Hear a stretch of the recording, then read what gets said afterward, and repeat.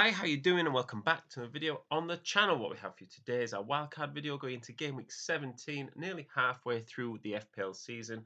Hopefully this video will help you out with your transfers in general, even if you're not wildcarding, especially as the Christmas fixtures get a bit hectic around this time of year. If you are new to the channel, please do subscribe, like the video if it helps you out, and just keep you connected with how our team is doing moving forward for the rest of the season, as well as extra videos like this. So let's get into it. So we are going to start, as we always do, with the goalkeepers. And I've gone with Sanchez and Dubravka here now. Dubravka, he's pretty hot property right about now. You're thinking about getting a cheap goalkeeper in for essentially a top four team. And Sanchez has some fantastic fixtures as well. Chelsea have Sheffield, Wolves, Palace, Luton, Fulham, and Wolves again in the next seven. So not only have you got two cheap goalkeepers there, you've got two goalkeepers who play for reasonably good teams, as if Chelsea's on the day, and with good fixtures moving forward into the defence, and it's a reasonable defence. I think you've gone a bit premium here with Reece James. You could obviously go for a cheaper Chelsea defender. Does mean you've got the Chelsea double up as well, but Reece James, when fit, is the most reliable 4 minutes for Chelsea defenders. We've also gone with Lascelles, who, whilst Botman and Dan Burn are still out, he will remain a fixture in the Newcastle team. For me, Pedro Porro, when we're watching the game midweek, he is now taking all the corners, a lot of free kicks. He is super attacking. So even if Spurs aren't keeping a clean sheet, you know that he has a high chance of getting some attacking returns.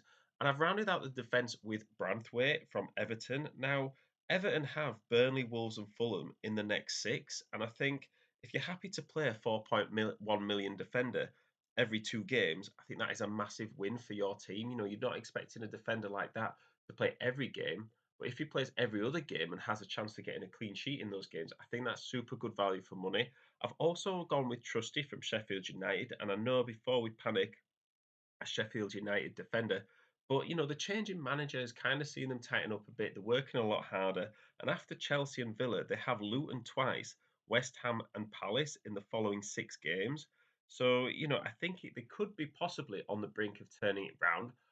It might not last very long, but then until it does, you might as well ride the Sheffield United wave into midfield, and there's not really any surprises in here. Maybe Chan from Wolves, but Wolves actually have reasonable fixtures. They've got West Ham, Brentford, Everton, Brighton, and Man United in the next seven. And they've also got the two games against Chelsea, who could be hit and miss at those days as well. So I think he's a sort of player that's not going to score you points every week. But if you've got rough fixtures elsewhere in your team and he's got a reasonable one, I think you can kind of rely on him for the price to come in and maybe do a job on the odd occasion.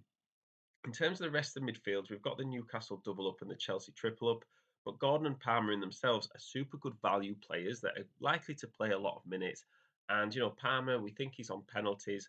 The fixtures for Chelsea are just so good, even if their form isn't great. We often say like good fixtures create good form. So even if you're not on form, you turn it around by playing easier teams, which is what Chelsea are going to do.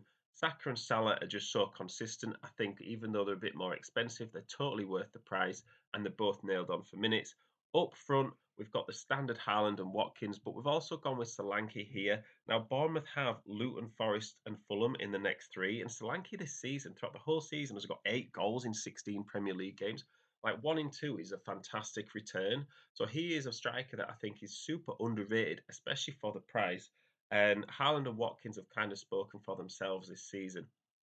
We're recording this in the 2 p.m. kickoffs on Sunday, and Haaland isn't in the squad against Luton, which is obviously disappointing for those people that have owned him. Hopefully, you've got a good vice captain, and it's a lesson in making sure you've got a good vice captain as a backup just in case. But when they are playing, they are always going to be in your team and scoring points, and that is why you do need a bit of a deeper bench in the Christmas fixture running, because there's going to be random sort of times where your players just aren't in the squad for whatever reason. So when I put this into Fantasy Football Hub, shout out to them. They did score them 92%. Often say like as long as your team rating is sort of in the low to mid 90s, there's so many variables in football that can make a difference.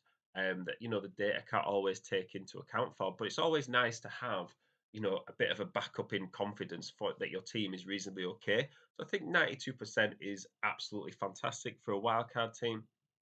The value overall is 99.8 million. So even if your team value now isn't great, you can still afford this team. Hopefully, you've got in players like Salah and Saka and Haaland already. So, if they've gone up in price, you don't necessarily need to take into account those price rises.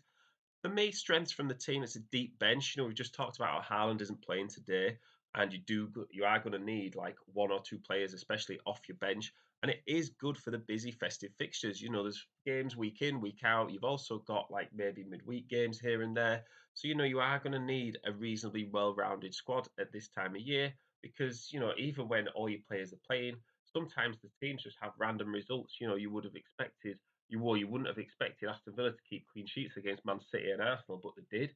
And even if you've got like you think is a good team, the fixtures and the time of year that it is can sometimes just throw up upsets as it is.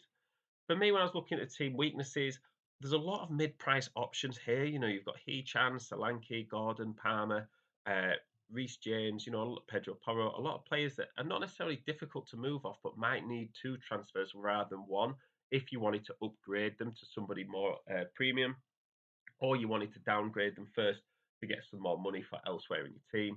And it does create some selection headaches as well. You are at risk with having a deep bench of obviously having points left on your bench at the end of the game week. So that's just something you're going to have to come to terms with. And, if you end up regretting a decision that you've made, just think at the time with the information you had before the deadline, did it look like the right move? If it did, then there's always going to be outcomes rather than decisions that work against you. But I think if you already have a team similar to this, I would definitely bench boost for next game week. Like looking at the team on the bench as well with the fixtures they've got, I think it'd be worth a bench boost. Obviously, if you're wildcard and you can't bench boost at the same time, but I do think in terms of bench boosting, if you have got a reasonable bench for that game week, I just use it and get it out the way.